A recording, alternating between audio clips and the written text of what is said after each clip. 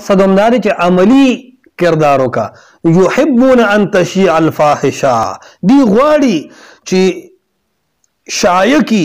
مشهور کی د گناہ خبره د بے حیا خبره او دا نن مسلمان کې په هر چا کې راغله ده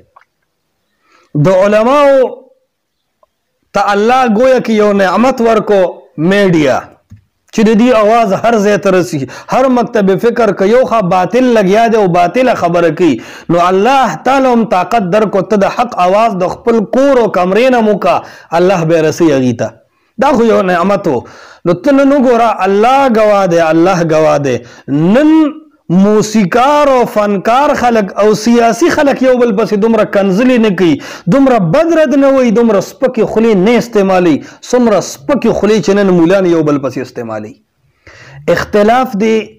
یو کس سره دی نو اختلاف وکړه په دلایلو باندې دا سپکې خولې ولې استعمالوي ضرورت څه دی چې دا سپکې خولې استعمالیږي یو لګیا دی چې څوک د فضل الرحمن صاحب خلاف دی نو هغه به مولانا فضل الرحمن ته ډیزلي خامخا وي یا لکه نو فضل الرحمن صاحب سره د دلایل او د عقیدې څه اختلاف چې کوي وکړه خو انسان من حیث الانسان قطع نظر د عالم نه قطع نظر د مسلمان نه د انسان خو دا مقام شته که نه چې په بد نوم یې مه رابله ډیزلي ورته ولې وی دغه رنګ مثال په طور باندې مولا د اختلاف وکړه کباړي ورته ولې وی مولا د اختلاف وکړه د چرګو غل ورته ولې وی مولا د اختلاف وکړه ګنګوټ ورته ولې وی مولا د اختلاف د دې وسره سپکې خبرې ولې کوي نمونه ولې بدلې چې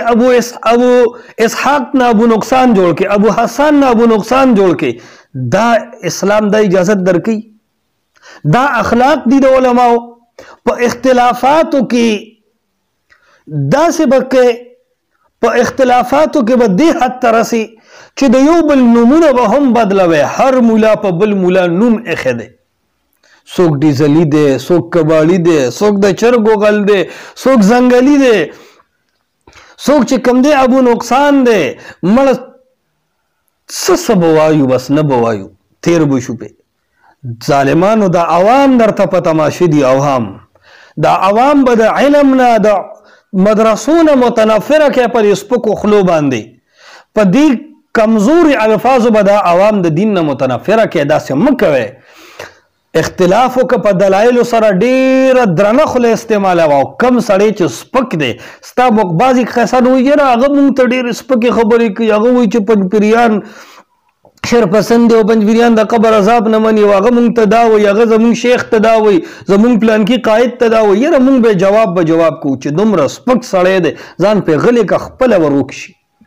دا ډېر سپک خلک په دې مونږ درانه کړل چې خلک جوابات کوي بس سپک سړی هم دروند شي چې سپک سړی دی خولې د علماو نه ده کردار د علماو نه دی خبرې د علماو نه دي بس غلی شتې چې جواب یې نه کوي ځان پې غلی کې خپله به ختم شي ای خلقو اخلاق زده کوي دا عوام وګوري تاسو علما اختلاف او جنګ کې چې عوام هم کنزل کوي اختلاف او جنګ کې عوام هم ښځه او لور او خور مور کنزي او مولان هم یو بل له دغه عرصه کنزي په عوامو کې په علماو کې فرق څه شو نن وګوره د میډیا عام طور استعمال په دې فضولیاتو کېږي مقابلې د علماو شروع دي اوس پکې نوې پیشن راوتی دی یو مولا بل د ټلیفونو کې څنګه خیر جي خیر دی جي د پلان کې خبرې کوم جي دا مسله څنګه او ریکارډینګ دې شروع کی او هغه بیا میډیا علم ورکي او د الله بندا کېدی شي تا هغه سړی په کلیف کې خراب کو تا ورته صغرا او کبرا جوړ کړو حد اوسط دې جوړ کړو قضایا دې ورته پیش کړې هغه نه ورته په میډیا خو خلکو دا خبره ومنله چې او یاره دا پلانکي سړی خو ډېر قابل دی او دغه بل غلی کو دا ګټه خو ستا وشوه ښه کمنټس به درته وشي خو د الله بنده دا سوچ دې کړی دی چې